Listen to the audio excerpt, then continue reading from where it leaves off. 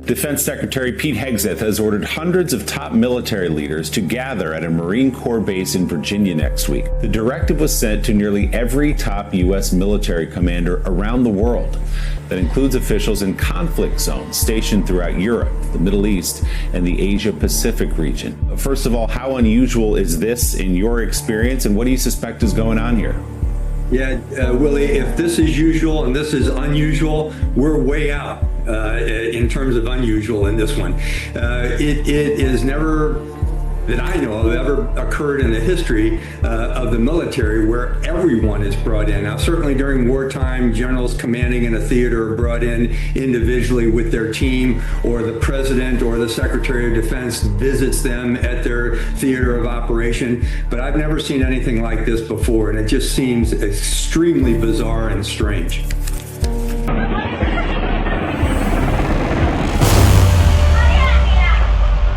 There is clearly something invading the airspace of certain nations around the world. It's actually happening in Russia, China, Japan. It's happening everywhere.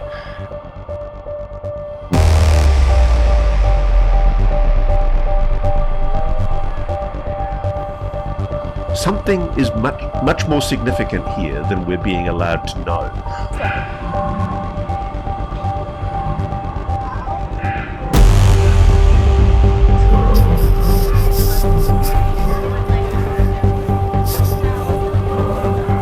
$10,000 reward for exotic materials. Have you found a strange metallic object, debris, or artifact?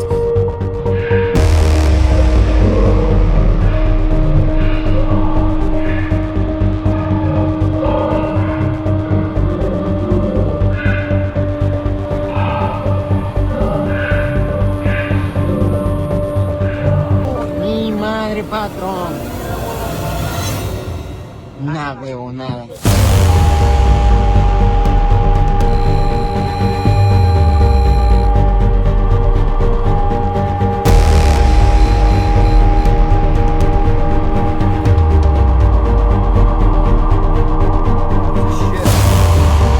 I have never seen anything like this.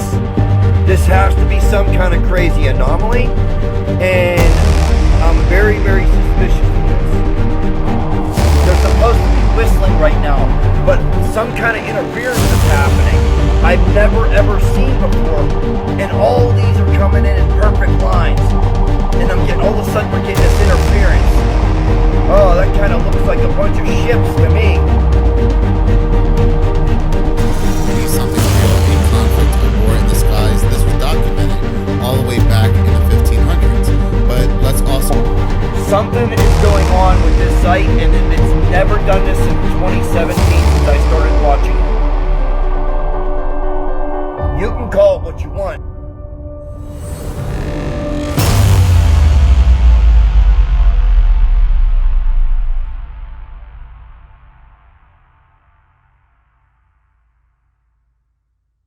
More and more people are reporting that they are getting this ad to pop up. Matter of fact, this also popped up for me on Reddit, but this is appearing on Reddit, YouTube, TikTok, X, and so forth.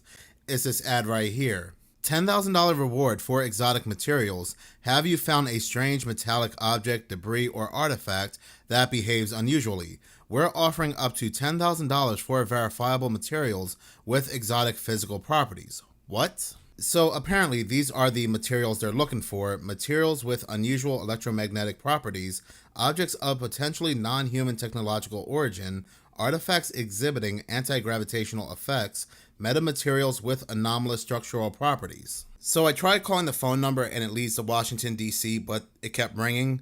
So I went to the website right here, retrievalgroup.com, and it looks like an actual website. So on the About section, it goes on to say that, why do we do this? For too long, the most significant technological breakthroughs have been locked away in classified programs, private aerospace corporations, and government black sites.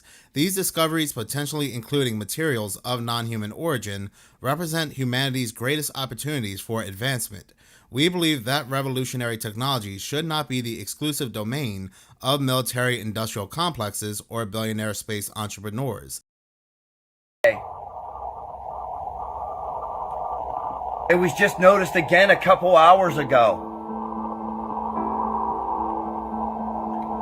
Look at the interference. It's never done this before. And then we got continuous lines coming in right here as soon as this interference starts.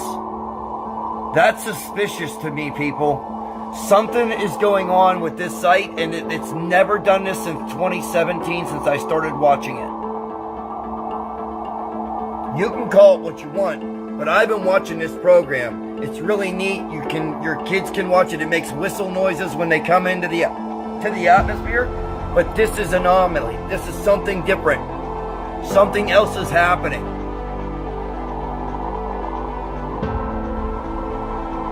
I've never seen anything like this. I've never seen horizontal static and interference on this program ever. It gets worse too.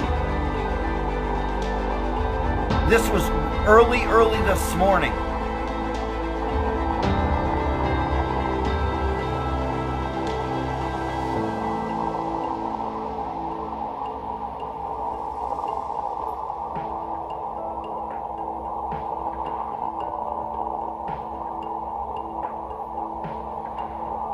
Something's going on, people. Look.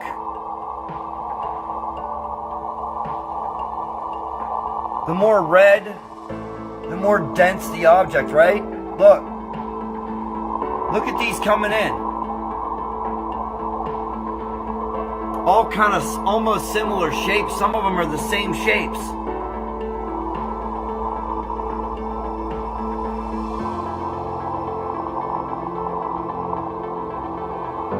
I've never seen anything like this.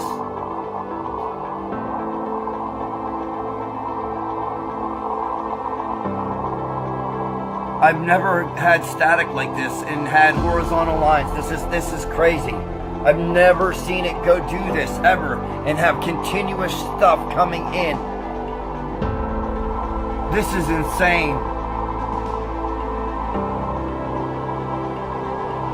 Those are not natural, people. I'm telling you right now, these have to be ships or something. That's why the interference.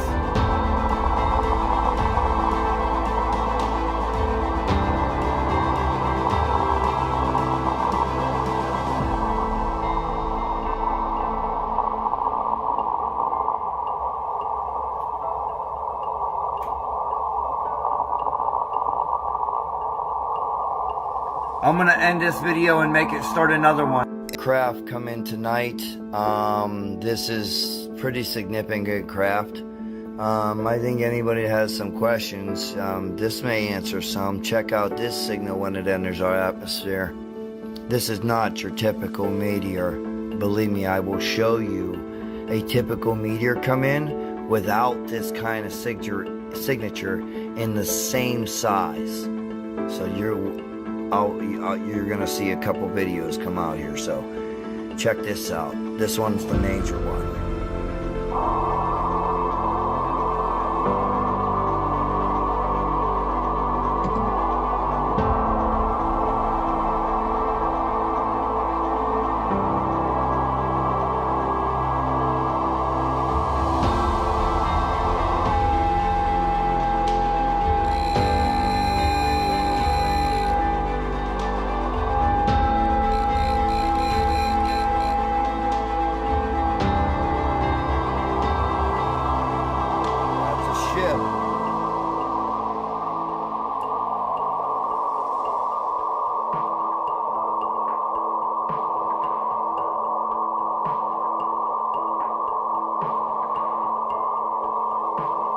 That is definitely a ship.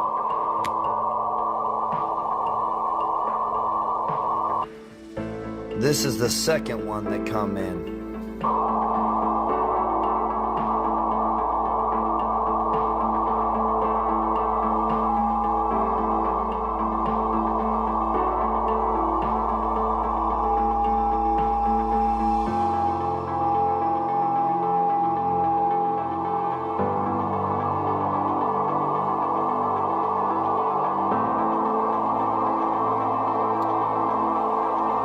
Second ship that came in.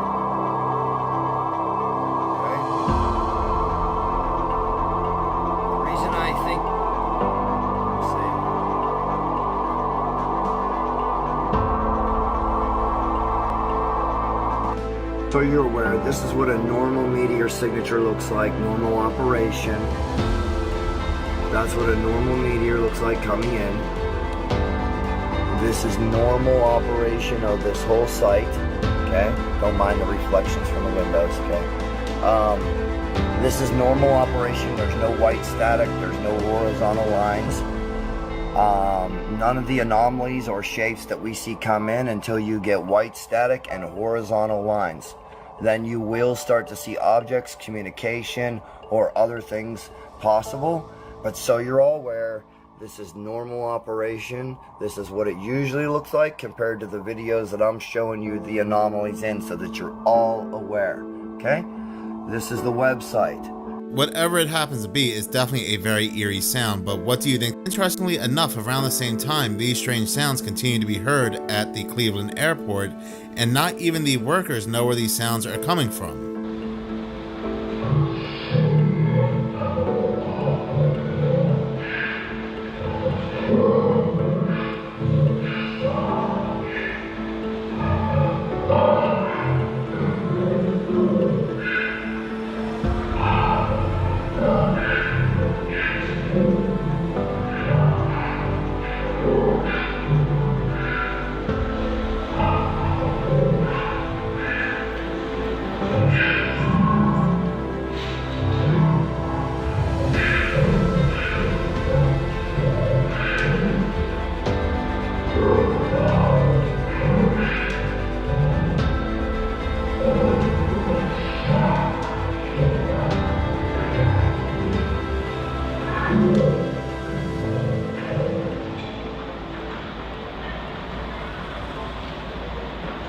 Everybody just walking around like they don't do it.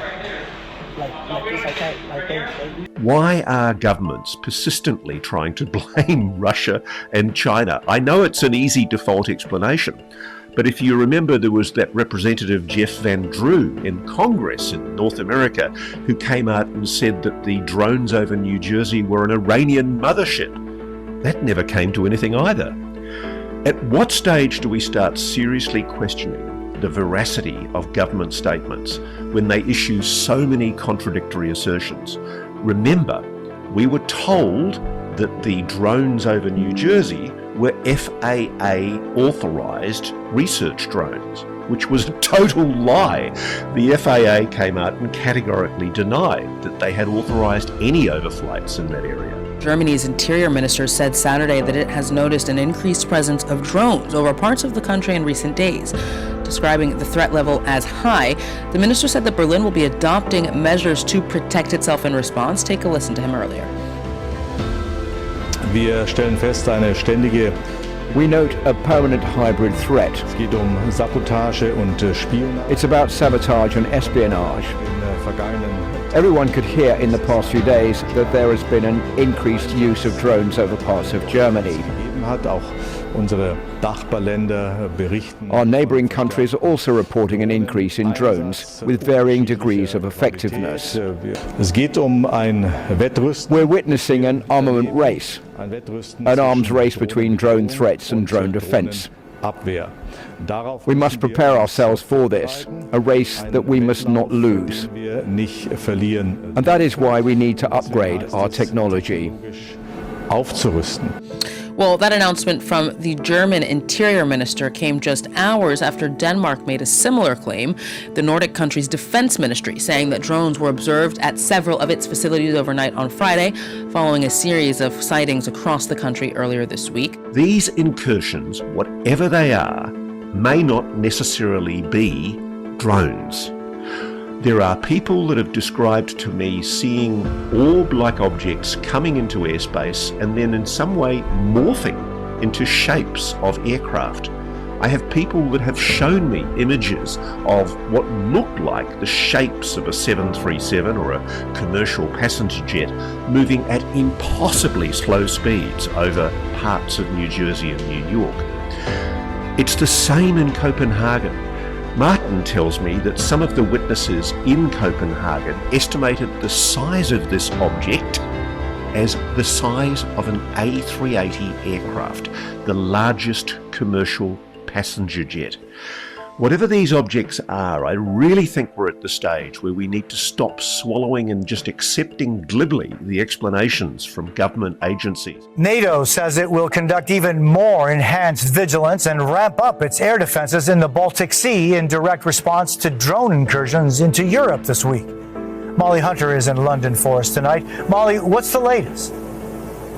Jose, in the last 24 hours, police say unidentified drones were spotted near Denmark's main military base. And earlier this week, drone sightings shut down the NATO country's biggest airport. The Danish prime minister was clear, saying there is one main country that poses a threat to Europe's security, and it is Russia. A reminder, early this month, NATO fighter jets shot down Russian drones over Polish airspace, raising alarm across the continent. And today, Russia's top diplomat, Sergei Lavrov, told the UN any aggression against his country will be met with a decisive response.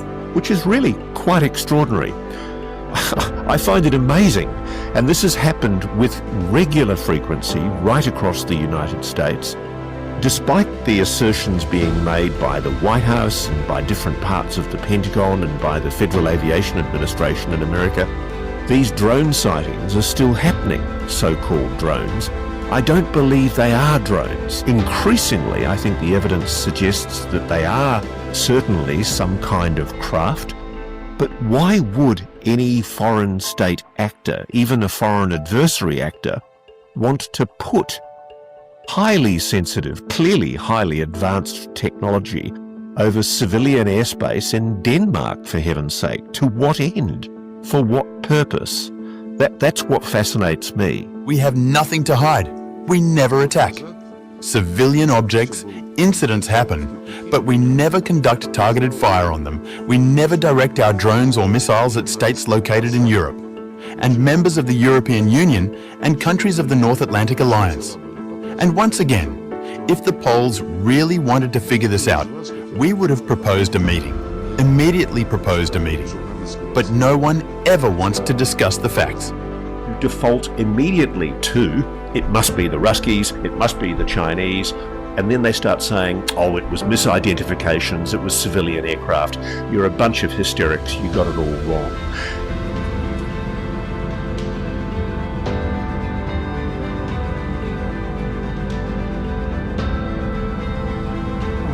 This next creepy video, these were captured flying in the skies and other. They could be like trash bags or poppable balloons just catching a breeze.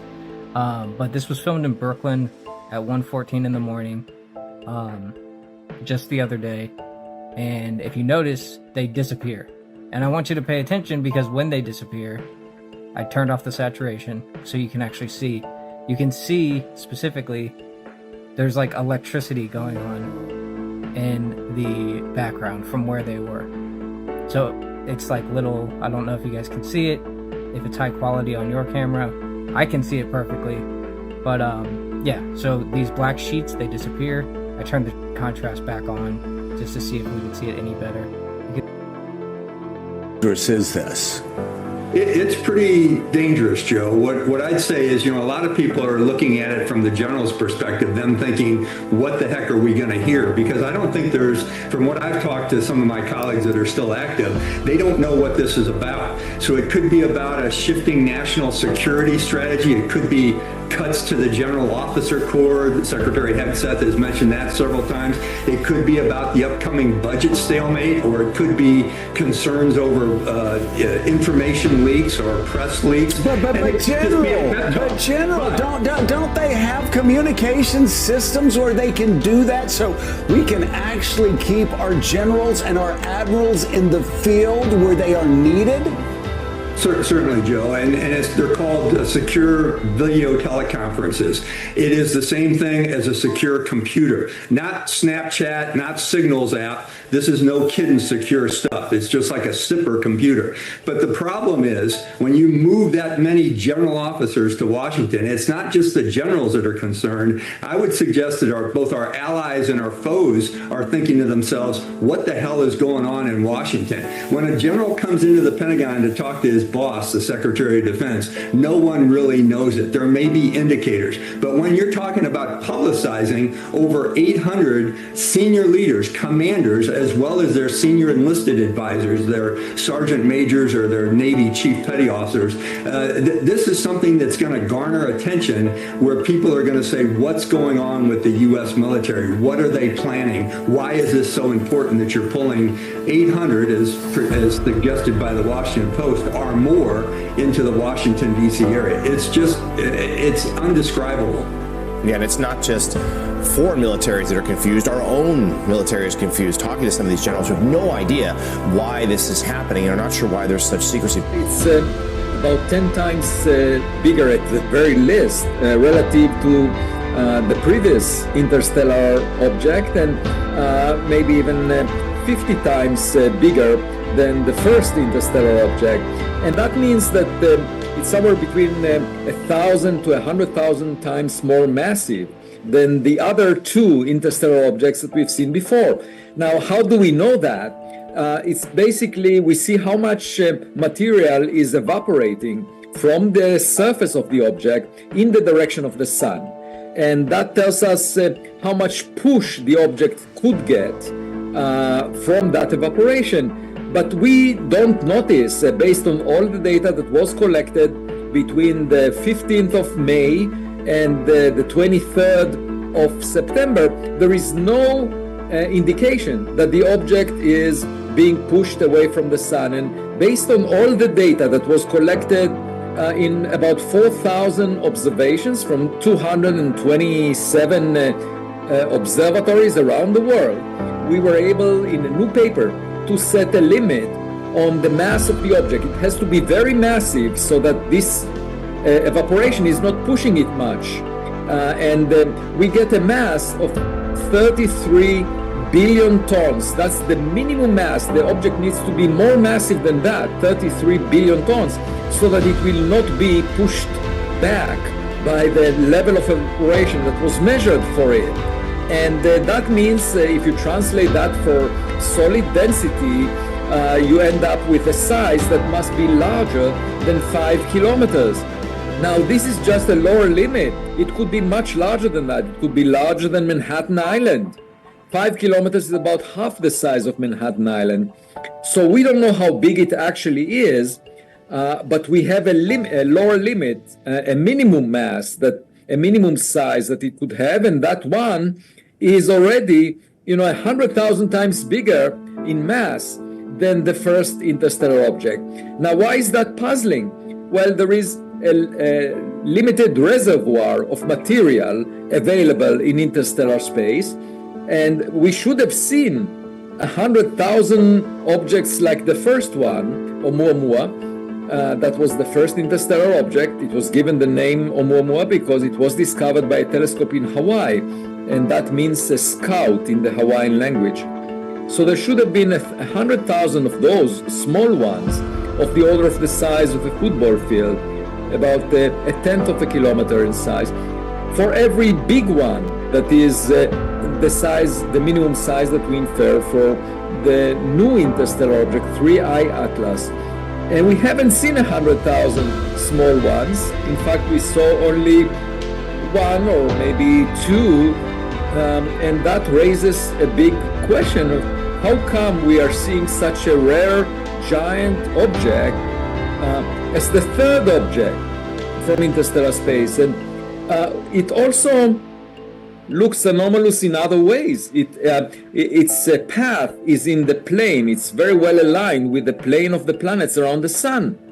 And it has also unusual materials being shed off it, like nickel without iron that we only find in industrial production of nickel alloys. And so all of this raises the question of whether it might be alien technology. Maybe the path that it took was designed, it was fine-tuned to come close to planets. That's why it's in the same plane. And the size is much bigger than we expect for a rock, because this is not a rock. And so all of this is really intriguing. And And the fun thing of doing science, the fun of discovering more and more evidence about the object is that we can let the data educate us. We don't need to know the answer in advance.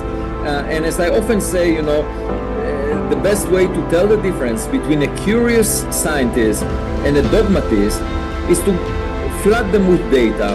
The dogmatist will be worried that the data will violate past beliefs. And the curious scientist, the genuine scientist, will be delighted to learn something new. And I belong to the second category. I very much look forward to the coming month because actually on the 3rd of October, we will get a high-resolution image of this object with the HiRISE camera that is in orbit around Mars. It's on board the Mars Reconnaissance Orbiter, and it could get a pixel resolution of 30 kilometers. So the brightest pixel in the image will put a very tight constraint on the size of 3I Atlas and this new interstellar object. And if it looks even bigger than 5 kilometers in diameter, it may be up to 46 kilometers in diameter based on other data. If it's that big, I would actually be quite concerned about it not being natural, because it will be untenable to produce such a giant rock that arrives to our neighborhood over the past decade. We expect it to arrive maybe once every several millennia or tens of millennia, and the fact that we saw it over the past decade is really surprising.